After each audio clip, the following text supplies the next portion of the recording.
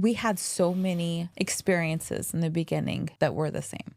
We had our first sound bath. We went on our first like shared vision together. And that was such a That wasn't first thing. shared vision. That's the first one I remember. Do you remember we had an experience in the shower once? Do you remember that? I think that was before that sound bath experience. I could be wrong as far as timelines. I right? really don't know. Yeah, but I think that it might have been first. That experience in the shower that we had, I think that was the first shared vision / experience that we had connecting to. Oh my gosh, yeah, maybe. Some other dimension, realm, energy, virtual reality, whatever the we're calling it these days. Who knows? So we had shared visions. Yeah, we've had many. And we would have shared energetic experiences.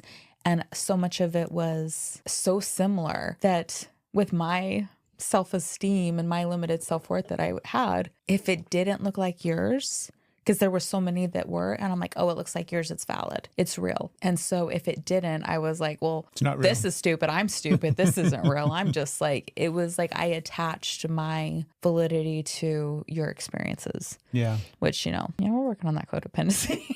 We're still working. Right? We're still working. And like, I see how unhealthy that is, but also it was a part of my journey. And it also created space where I got to believe it and I got to see it. So pick your battles here. And I can see that that's not healthy now and we don't do that now. But at the time, I can see how much that created a space for me to see it, believe it, to not freak people out by it or have, not only did people think I was like, made me think I was evil. And so all of a sudden I'm not evil, all these things. And it was just like, it became a safe space for me to express an experience. And I thought, I want more of that. So I always want it to look like, so I can keep going in that space. It was a necessary step for me. Talking about it through this lens of connecting to consciousness and energy and having these really beautiful experiences, having shared experiences in that space gives it validity, right? Mm-hmm. Because now we're both believed and we're both believing it because we can collaborate.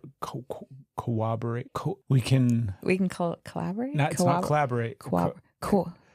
We can validate each other. There you go. We'll go with that. We can be like, absolutely. That's so frustrating. What you saw, I saw. I can say that word. I just maybe can't say that word. Maybe we can meditate and go find the word together.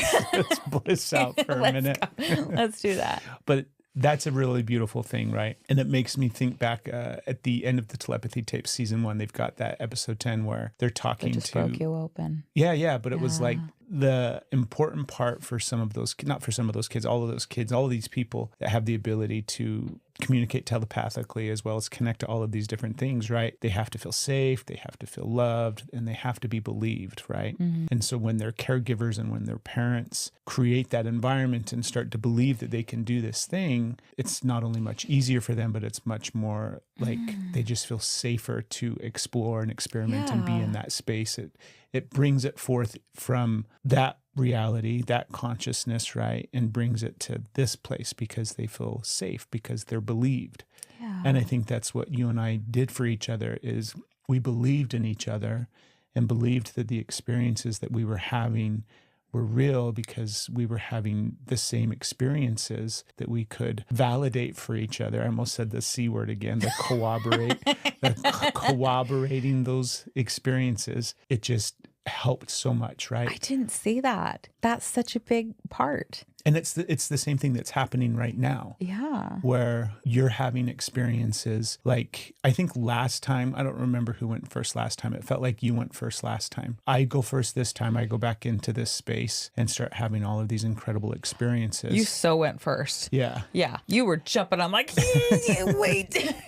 And then shortly thereafter, you come jumping out of the plane as well, and you're having very similar like type experiences. I jumped out of my own plane. Exactly. Yeah. And that was, and we believe each other. I didn't need to make it your plane either, right? Which was a whole new thing. Yeah. And you didn't need me to make it your plane. Yeah. I was just having your you. own experience, right? And that's the important part, I think, when it comes to all of these different things is everybody has to have an experience in order to start down the path of like believing in something outside of this reality, believing in something greater than themselves or greater than the things that they've been told. And when you first have those experiences, and we all have them in various ways and in various degrees, it's kind of what you were talking about earlier, where it's like these synchronistic events don't have to be big life-changing, altering events. It's everyday little tiny things that happen, and they're all these continually ricochets, happening these all the time. reflections. Yeah. Like the water, It's the all reflections. the time. Yeah. It's all the time. It's constant. Yeah. As soon as you start to see them and pay attention to them, they start happening more and more. Yeah.